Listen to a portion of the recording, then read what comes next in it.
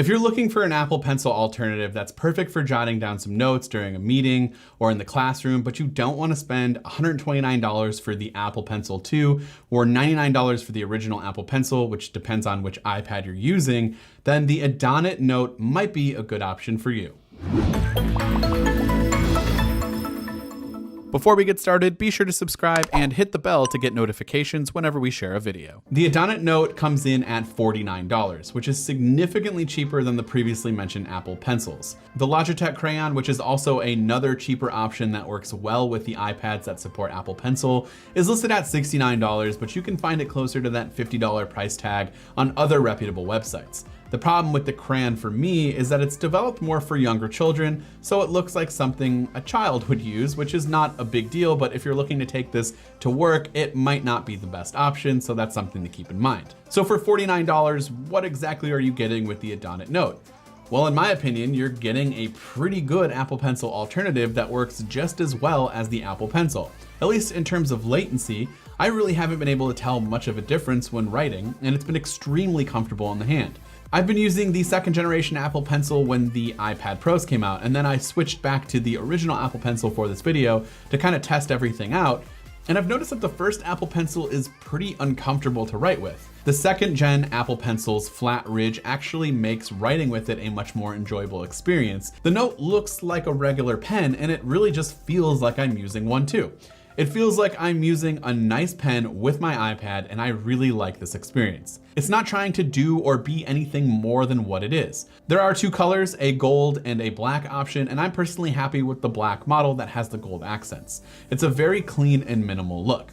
Speaking of clean and minimal, there really isn't a whole lot going on with the Note aside from the power button towards the bottom, and then there is an LED indicator light right above that power button, and then there's some Adonit Note branding and a micro USB charging port at the top. One other cool feature is to pair this with your iPad. All you have to do is simply press the power button on the Adonit Note, and that's it. There's no fumbling around with Bluetooth settings or menus, just turn it on and start writing.